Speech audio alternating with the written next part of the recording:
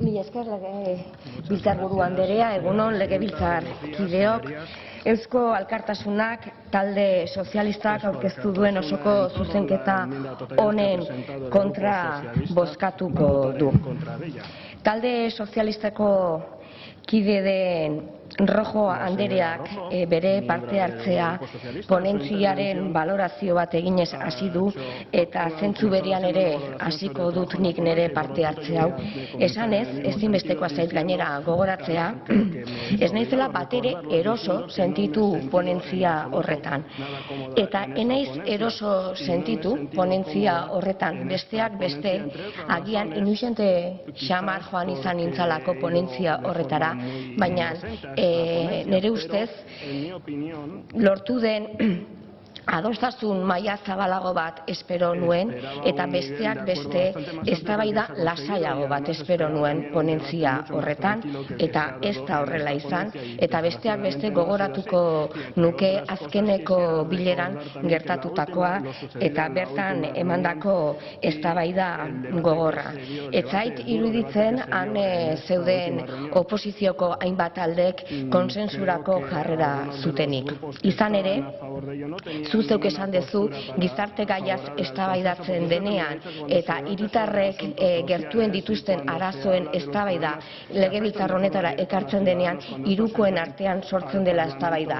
Ez nuke nik horrela interpretatuko ponentzia horretan gertatutakoa, eta bai esango nuke bai talde popularra eta bai talde sozialistaren demagogia ugaria egon zela ponentziako bilera horretan. Izan ere, bertan ikusi genuen eztabaida hartan benetan jokoan zegoena zela ea nork egiten zuen gehiago pobreziaren aurka. Eta beraz, hor bazidurien bakoitzaren liderazgoa zegoela jokoan pobreziaren kontrako borroka horretan. Eta benetan harrituta geratu ginen, gutxienez hainbat ni behintzat harrituta gelditu nintzen ikustea talde popularreko jarrera, bere politika ekonomikoa kontutan izan da, ekonomia politika liberala kontutan izan da, eta bere gizarte eredua kontutan izan da, gizarte eredu horrek nola munduan zehar pobrezia ugaldu duen, eta nola pobre eta aberatsen arteko maila ugaldu duen, gero hemengo ponentzian pobreziaren kontrako bandera atera nahi izatea, edo talde sozialistak ere antzeko jarrera baten jarraitzaile izatea. Eta ez zait iruditzen talde sozialistak benetan garapenerako politiketan lekzio gehiegirik eman dezakenik.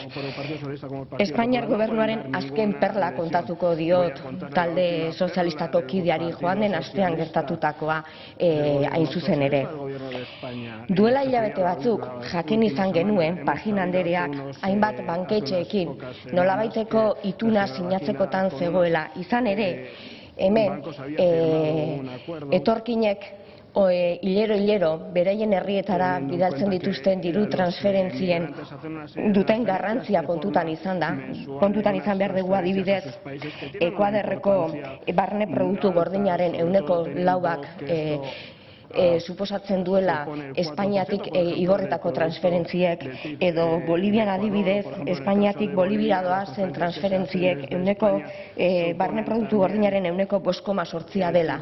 Pagina andereak bankuekin nolabaiteko itun bat sinatu nahi izan du transferentzia hauei komisiorik ez kobratzeko, eta horrelako jarrera onuragarri bat azaldu du Pagina andereak. Aldiz, igandean irakurtzen genduen nola ekonomia ministro erabat kontrako jarrera arautu nahi izan duela, eta gobernu kontseiluak agindu bat publikatu berri du, esanez transferentzioen komisioak gehitu egin behar direla eta areagotu behar direla transferentzia hoien jatorrizko iturria, eta nolabait ere muga jarri behar zaizkiela transferentzia horrei.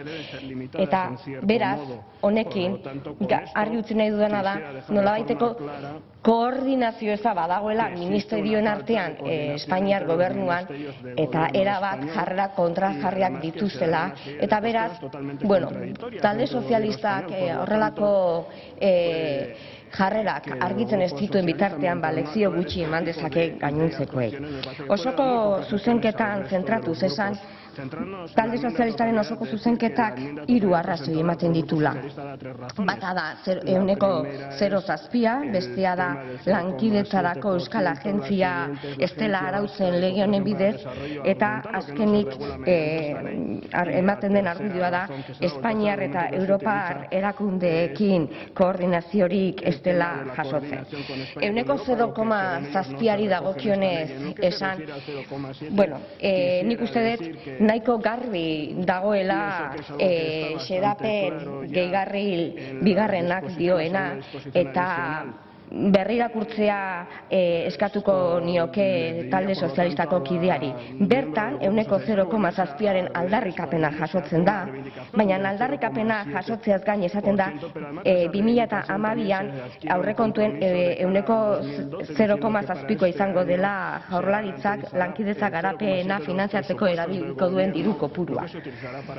Esan behar diot, Lasartekoaren inguruan ezin dela egiaztatu Lasartek barne produktu gordinaren 1% erabiltzen duela lankidetza garapenerako finantziaziorako. Besteak beste, Lasarte herriko aurrekontua Euskal Autonomia Erkidegoko barne produkturen gordinaren 1% ez delako. Beraz, izango da Lasarteko aurrekontuaren 1% erabiltzen duela horretarako. Baina ezin da esan Euskal Autonomia Erkidegoko barne produktu gordinaren 1% erabiltzen duela Lasartek. Hori objektiboki inposibila delako Lasarteko aurrekontu bera ere ez delako horretara iristen. Beraz, hori argituta, esan baita ere Espainiar gobernuaren, eta zuzte gogoratu dituzu, milurtekorako konpromesuen garaia dela. Nik gogoratuko nizuke, eta hau badakit ez dela zuen konpromesua, Alderdi Popularren konpromesua izan zela, baina Monterreiko bileran, nazioarteko konferentzia hartan, Espainiaren konpromesua izan zela, barne produkturen 23%. Badakit ez dela zure konpromesua, baina hori da nazioarte mailan Espainiak duen konpromesua. Eta publikoki Espainiar egungo gobernuak esan duena da barne produktu gordinaren 0,5. Beraz, zuk zeuk ere betetzen ez duzun da ez eskatu gainontzekoei bete dezatela. Beraz, hori argituta esan, bigarren, eta badaki denbora bukatzen izaila, baina azkar esatearren, bigarren arrazoia, agentzia arautzen da, esaten da 6 hilabeteko epean ekarriko dela legez honea. Eta zuk ez dezu sinisten, baina esango dizut besteak beste, aurrekontuetan ere agentziaren sorrera jasotzen dela, eta espreski lehendakari ordeak ere bere agerraldian aurrekontuak azaltzerakoan partida horren berri ere eman zuela.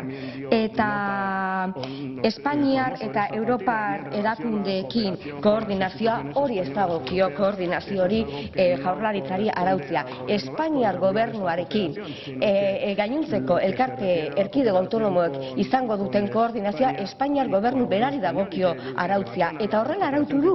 Eta Jaurlaritzak ere Espainiar gobernuak onartuta duen lankidetzarako garapenaren lankidetzarako legea bete beharra duen heinean, lege horren 23. artikulua ere bete behar du. Eta lege horren 23. artikuluak la Comisión Interterritorial de Cooperación al Desarrollo arautzen du. La Comisión Interterritorial de Cooperación es el órgano de coordinación, concertación y colaboración entre las administraciones públicas que ejecuten gastos computables como ayuda oficial al desarrollo.